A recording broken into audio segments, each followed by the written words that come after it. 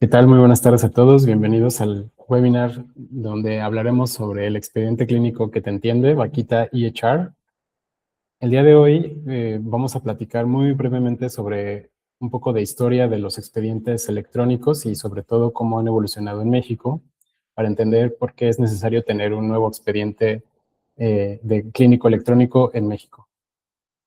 Voy a iniciar por acá mi presentación. Bienvenidos todos y todas. Bueno, Vaquita EHR, nosotros lo hemos denominado el expediente clínico que te entiende, justamente porque buscamos que entienda lo que los usuarios nos están pidiendo. Entonces tenemos un enfoque fuertemente centrado en la interfaz, en el usuario y en el diseño del expediente. Eh, Primero que nada me presento yo, soy el director de Amphora Health, la empresa que desarrolla Vaquita EHR. También soy miembro del Sistema Nacional de Investigadores y mi formación es como informático biomédico en el área de ciencia de datos y genética para, pues principalmente temas de cáncer y expedientes médicos, ahora también en diabetes y obesidad. Algunas de las empresas y universidades y entidades con las que he colaborado en el pasado están listadas aquí, entonces cualquier tema de conflicto de interés se puede resolver. Y también invitarlos a que me sigan en LinkedIn siguiendo este código QR. Ahí podamos conectar y seguir la conversación en el futuro. Bueno, entonces empecemos viendo qué es un expediente clínico electrónico. Este término puede tener muchas acepciones. En inglés, el Electronic Medical Record o Health Record también se utiliza como el Health Information System. Son variaciones dependiendo de si se incluyen cuestiones administrativas, si implica solamente un expediente o toda la organización de un hospital. En general se van a usar como términos intercambiables y en español principalmente se utiliza el término expediente clínico electrónico, pero la normativa en México también incluye el término de Sistema de Información de Registro del Expediente Médico, los IRES. Entonces, bueno, todos estos serán catalogados como sinónimos en esta charla y generalmente en la industria se utilizan así como sinónimos. Pues, ¿de dónde surgen estos expedientes? Pues de los registros médicos originales, influenciados por Hipócrates en el año 500 a.C. en Grecia. Esto buscaba demostrar las causas naturales de una enfermedad. Hipócrates se preguntaba si se podía describir y documentar una enfermedad. Entonces, esos primeros registros históricos, ancestrales, digámoslo así, son lo que da origen a estos registros médicos. Conforme fue evolucionando la humanidad y con la invención de la escritura, pues estos registros pasaron a ser mucho más sofisticados. Vemos ahí registros muy antiguos y también se volvieron archivos inmensos de papel que pues generaron, bueno, en este caso esta imagen que les muestro está bastante bien organizada, pero podría ser un poco compleja de explorar una vez que va creciendo significativamente la cantidad de pacientes. Entonces fue en 1972 donde el Instituto Regenstrief inicializa un primer sistema que le llaman el sistema de registros médicos Regenstrief, que una breve interfaz la muestro aquí. Este instituto, bueno, fue el primero en el mundo en generar un sistema electrónico. Recuerden que estamos en ese momento de los 1970s, en un crecimiento acelerado de la digitalización, principalmente en los sistemas administrativos, convirtiendo sistemas de recursos empresariales como los ERPs, de recursos para clientes como los CRMs, y recursos contables, ¿no? Que también como SAP, que es uno de los líderes mundiales en este sistema. Entonces los hospitales y las áreas médicas empezaron a preguntarse si sería posible digitalizar esta gran cantidad de información. Entonces las primeras versiones de los registros efectivamente eran versiones digitales del papel, no necesariamente siguiendo tendencias de diseño de cómputo, sino simplemente digitalizando los mismos expedientes. En los Estados Unidos, esa evolución inicial del Instituto Regenstrief, pero también del sistema de los veteranos en los Estados Unidos, hizo que se creara una red compleja de distintos expedientes independientes y privados, hasta que en 1996 la ley HIPAA, el Health Information Protection Act, es una ley que se busca para asegurar la protección de datos de información en salud que justamente promueve el desarrollo de este tipo de sistemas. Más adelante, en el 2009, con el surgimiento de la ley HITECH, eh, que busca potenciar el desarrollo de estos sistemas a nivel Estados Unidos. Entonces, incluye un sistema de incentivos donde los hospitales tenían cierto número de años para digitalizarse y tener un sistema electrónico implementado, y a partir de ese, digamos, ese horizonte de implementación, venían multas, que era un sistema de desincentivos para aquellos hospitales que no hubieran tenido esa digitalización. Entonces, ¿qué ocasionó? Que en los Estados Unidos hay una implementación muy extensa, de casi del 100% de los expedientes están digitalizados. Sin embargo, siguen teniendo retos como la interoperabilidad, la fragmentación, y bueno, entonces vemos ahora el surgimiento de protocolos de intercambio de información entre sistemas privados. Pero por lo mismo que lograron esa digitalización en el lapso de 2 o 3 décadas, hoy estamos viendo el surgimiento de integraciones con la inteligencia artificial, como los scribes médicos, los LLMs médicos. Justamente esta semana hubo un anuncio de las mayores tecnológicas, o prácticamente todas las tecnológicas americanas están buscando desarrollar sistemas de IA o LLMs que puedan interpretar los registros médicos, conectarse y dar mejores soluciones. En Latinoamérica, esta historia es parecida, pero no vamos tan rápido. Entonces, ¿cómo estamos en Latinoamérica? Bueno, aquí yo encontré una fuente donde mostramos que hay distintas velocidades.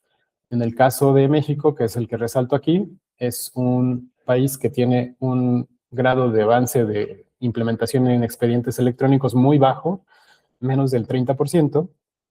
Y sin embargo, vemos países con mucho mayor implementación como Chile y Brasil, ¿no? Esto tiene que ver con las políticas públicas, con los incentivos que cada uno de los países genera y también con el diseño de su sistema de salud en general. Entonces, centrándome un poco en México, vemos cómo hay un cambio importante en las políticas públicas cada sexenio, y eso no ha permitido el desarrollo de muchas de estas tecnologías.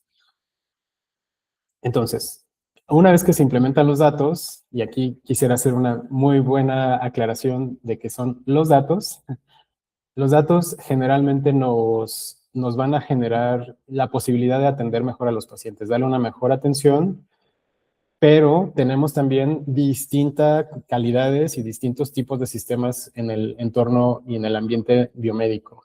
Por un lado tenemos sistemas de operación administrativa, y aquí estamos hablando de los ERPs, de los RMs, de los sistemas de manejo de inteligencia del negocio, o sea, la parte de los dineros y la administración del hospital.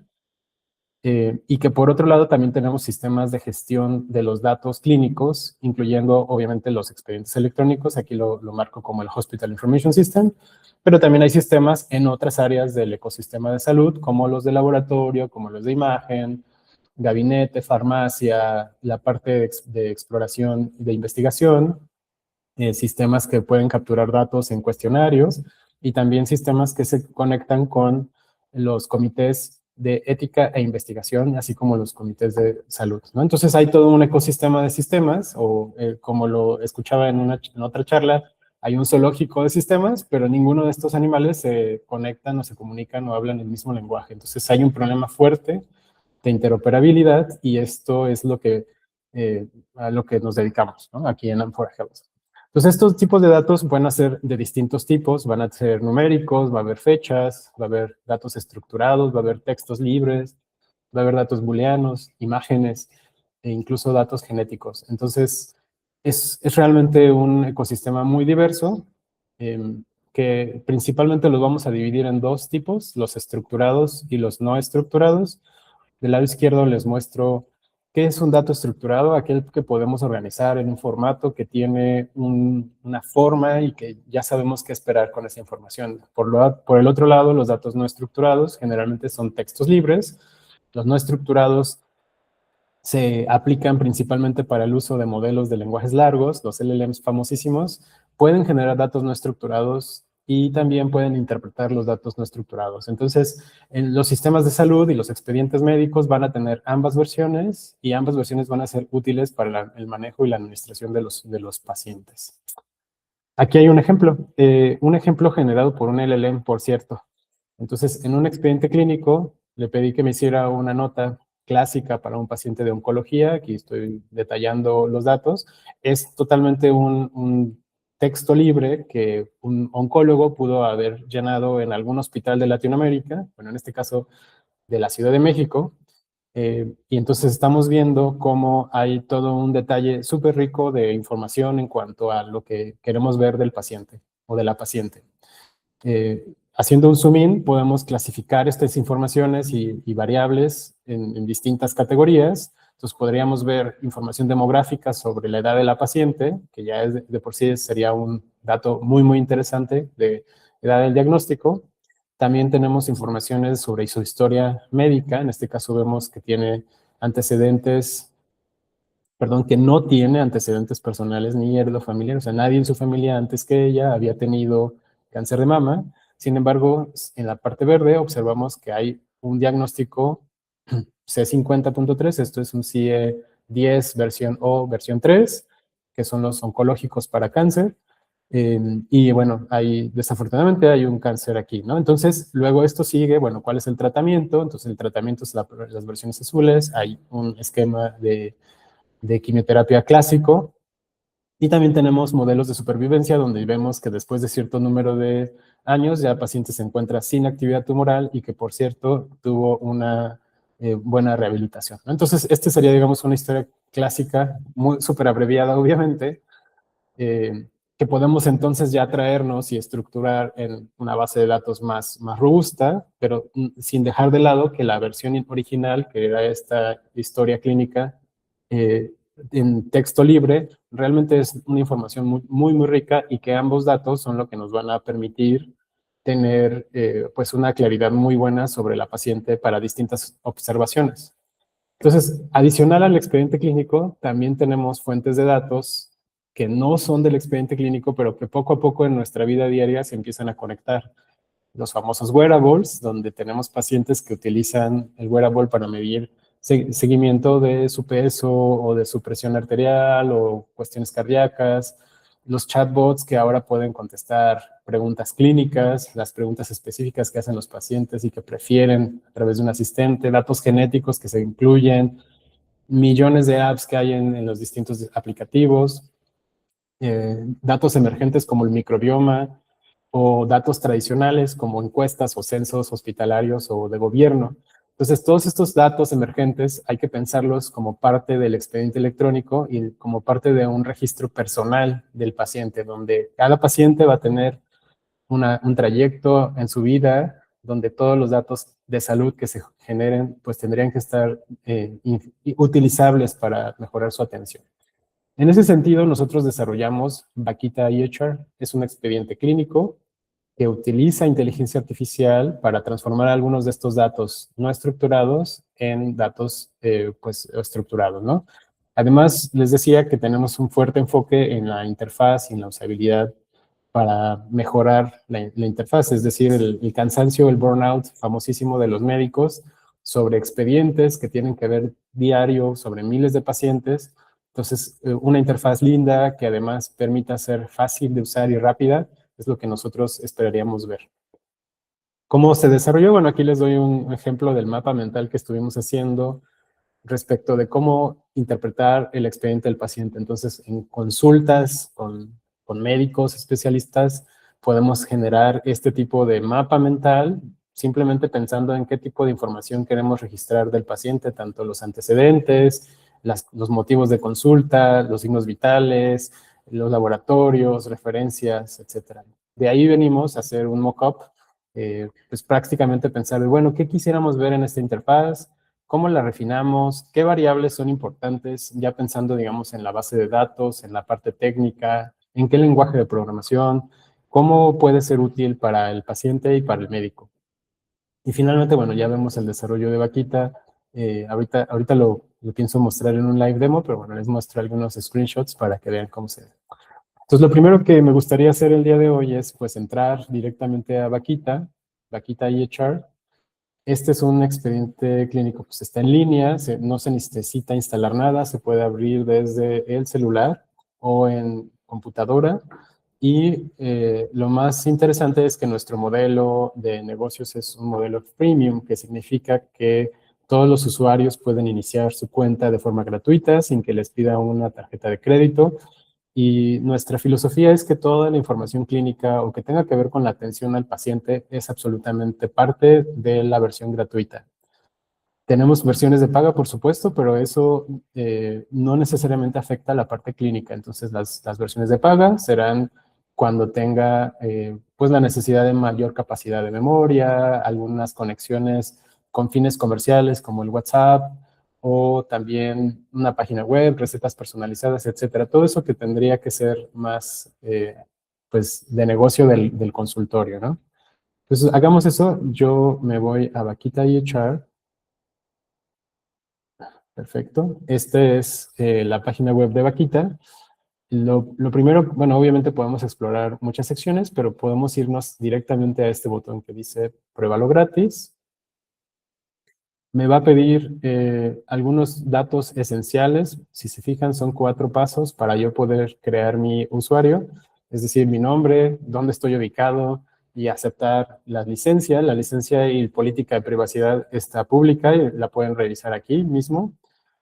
Pero como yo ya tengo un usuario, me voy a ir a iniciar sesión, en este caso con mi cuenta de Google.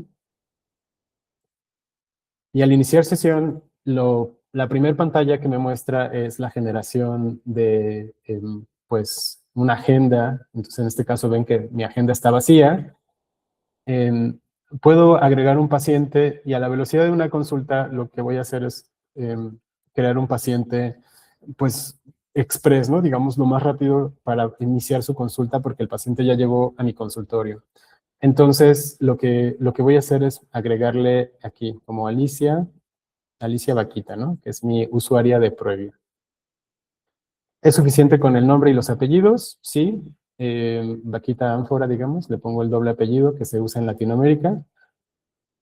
Podría agregarle un WhatsApp, podría agregarle un correo electrónico, podría agregar información, por ejemplo, si es un niño, podría agregar la información de la mamá o del papá, si es un adulto mayor, del hijo que vino a traerlo, información de fecha de nacimiento y género. Pero por ahora lo voy a dejar así. El paciente fue creado con éxito. Y algo muy importante es que para toda consulta se requiere asignarlo en la agenda. Es decir, yo voy a iniciar buscando a mi paciente Alicia Vaquita. En este caso, yo soy el médico que la va a atender, pero también podríamos seleccionar, por ejemplo, a la doctora Mariana, que la han visto ustedes en toda nuestra publicidad, ¿no? La doctora Mariana es un avatar que creamos con IA para pues, poder generar esta parte comercial. Entonces, el motivo de la consulta el día de hoy, Alicia Vaquita, viene porque tiene un dolor de cabeza. Este, digamos, es el chief complaint en inglés, o lo que sería lo mismo a decir qué es lo que el paciente le duele, ¿no? ¿Por qué motivos está solicitando la consulta? Entonces ya me trae esta información, yo guardo la cita. Si yo hubiera agregado el WhatsApp de la paciente, me hubiera podido permitir enviarle recordatorios, pero en este caso no lo hice. Entonces aquí ya tengo una cita generada para Alicia Vaquita y puedo iniciar su consulta. Entonces, en ese momento inicio la consulta y voy llenando la nota médica. Si se fijan, este es un blog de notas prácticamente, es una forma muy sencilla para decir que es un paciente femenina de 48 años, etcétera. Aquí inicio la exploración. Al final yo sé que tiene un C50, cáncer de mama, etcétera, y el tratamiento tamoxifen. Es exactamente el ejemplo que estaba dando en los slides previos, tamoxifen. Obviamente, esto puede ser tan sofisticado o no como se busque.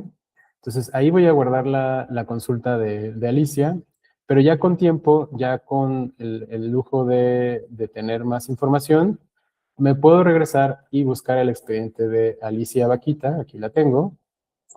Entonces, con Alicia Vaquita, ahora sí ya tengo un expediente completo. Puedo, con tiempo, dedicarle a completar la información más importante. Por ejemplo, la norma 024 de la Secretaría de Salud nos pide llenar la CURP de la paciente. Esto tiene pues un formato, entonces pues probablemente su no, el CURP va a empezar como algo así, ¿no? Porque es vaquita, ánfora, Alicia, entonces va a ser como eso. Y yo necesito agregarle una fecha de nacimiento. Bueno, entonces vamos a suponer aquí que nació en Cuernavaca, en el estado de Morelos y en el país México. Ok, correcto. Además, yo puedo asignarle un género y un sexo. Recuerden, aquí la diferencia radica en que el sexo generalmente es el que se asigna al nacimiento, entonces, digamos, aquí le voy a asignar mujer, y el género es el que asume la persona en el transcurso de su vida. Entonces, pues por lo pronto le voy a poner también femenino. Estos son registros ya catalogados por la Secretaría de Salud. Y bueno, necesito una fecha de nacimiento también porque me interesa saber cuál es la edad de la paciente. Entonces, le voy a poner que nació en 1992, marzo 10. Ok, entonces tiene 33 años. Uy, es muy joven. Bueno, me sigo, ¿no? Entonces yo puedo saber, quisiera saber dónde vive, cuáles son sus datos. A lo mejor ella es de Cuernavaca, nació en Cuernavaca, lugar de nacimiento, pero sucede que vive en la ciudad de Veracruz. Y el estado también es Veracruz. Un código postal, ay, no me sé los códigos, bueno, 71810, por ejemplo. Y calle, número, colonia. Como les decía, pues a lo mejor necesitamos un contacto. Probablemente ese contacto va a ser el esposo, o puede ser la esposa, o puede ser la mamá, ¿no? Que también se vale. Entonces, estos contactos son los contactos de la paciente. O sea, es decir, aquí estoy agregando el WhatsApp de la paciente, es el medio de contacto, entonces yo agregaría aquí un número. Y luego finalmente, información sobre ella es su estado civil. Entonces vamos a decir que está casada, que tiene una escolaridad, digamos, de licenciatura, que se dedica a ser administrativa en oficina de gobierno, y que a lo mejor no quiso responder la religión, no tiene una religión. Idiomas español.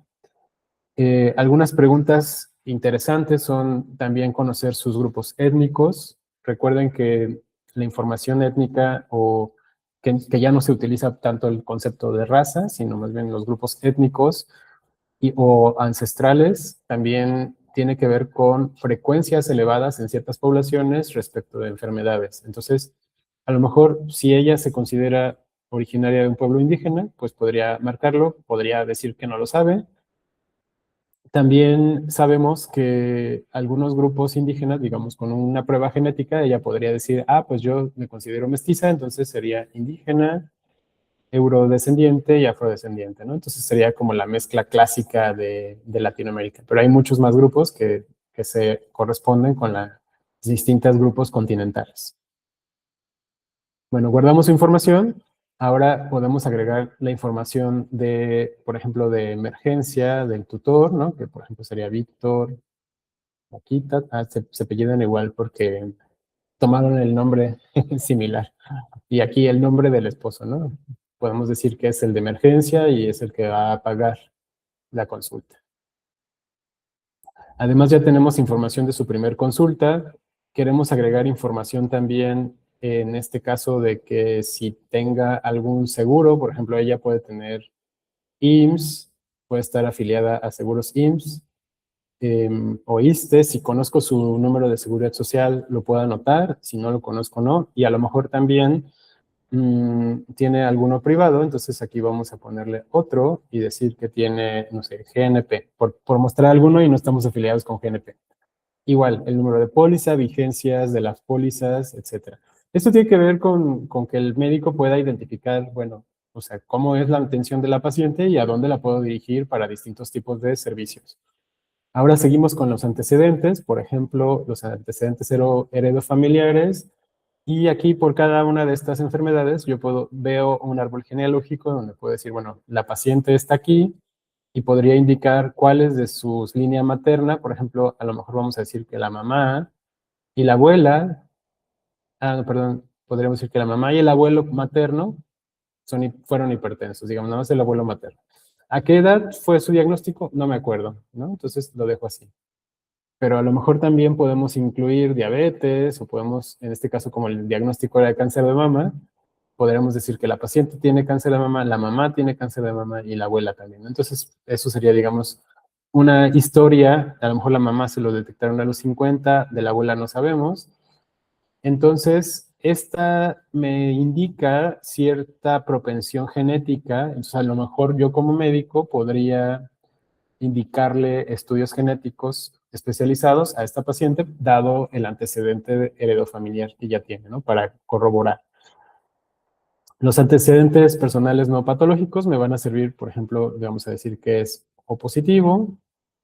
Quisiera saber si su actividad física es moderada o no. Estos son textos libres que yo puedo ir llenando. A lo mejor sale a caminar 2 veces por semana o nada, ¿no? También podría indicar sedentarismo total. Puede decir sueño, que duerme 7 horas en una calidad buena, no toma ningún medicamento para dormir.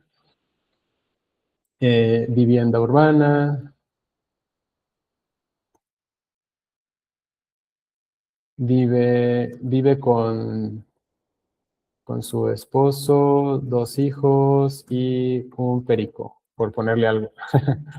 Alimentación es, pues digamos, omnívora y entonces puede tener distintas frecuencias, vamos a decir que consume pollo diario, por poner un ejemplo. Entonces, así sucesivamente yo me podría ir con todas las secciones de antecedentes heredofamiliares y ven cómo lo que no llené, pues queda vacío, ¿no? Todas estas son preguntas opcionales. En realidad el sistema no obliga nunca, prácticamente a muy pocas cosas, salvo el nombre, ¿no? Pero en algunos casos, como en el de la ficha de identificación del paciente, sí mostramos esta marquita donde decimos, este valor es requerido por la norma oficial, ¿no? Por ejemplo, un valor requerido es el estado y país de nacimiento, aunque si no lo llena, bueno, no pasa nada, se puede continuar llenando todo. Al final nosotros damos esa indicación de qué porcentaje de cumplimiento se lleva. Entonces, en los antecedentes personales patológicos, bueno, aquí sí anotaremos que tiene un diagnóstico de cáncer de mama desde los 30 años, que es realmente muy joven y desafortunadamente es algo que hemos observado más frecuentemente en México. Entonces, por último, vemos que ya está completamente llena la información de mi expediente. Entonces, ahí le doy guardar. Entonces, a lo mejor en la siguiente consulta de Alicia, pues ya tengo esa información, ¿no? Ya puedo yo buscar a Alicia, Vaquita Vázquez, y ahora viene por tos persistente. Entonces, ahora a lo mejor en lugar de tratamiento de cáncer, pues la nota médica me va a decir lo mismo. El diagnóstico va a ser, no sé, influenza o tratamiento paracetamol, cada 8 horas durante 5 días, por poner un ejemplo. Entonces, con esto yo puedo generar la receta de la paciente en distintos formatos. Bueno, aquí vean que tenía un ejemplo ahí de Christus Muguerza, pero bueno, no estamos afiliados tampoco con Christus. Eh, Tiene una prefirma. Esta pequeña receta electrónica se puede descargar, se puede imprimir, se le entrega en ese momento a la paciente y ya incluye los elementos del folio, la fecha, datos de la edad de la paciente, etcétera. El diagnóstico de influenza, así sucesivamente. Estamos muy observantes de los cambios a la Ley General de Salud respecto de salud digital, que es realmente una emoción, y veremos si se incluye los reglamentos específicos sobre recetas electrónicas en el futuro. Pero bueno, por lo pronto tenemos este ejercicio. Hasta aquí quisiera dejar el demo y pues pausar un poco la grabación, pero darle oportunidad a los asistentes a que hagan alguna pregunta. Hasta ahí, muchas gracias a todos los asistentes y seguimos con preguntas.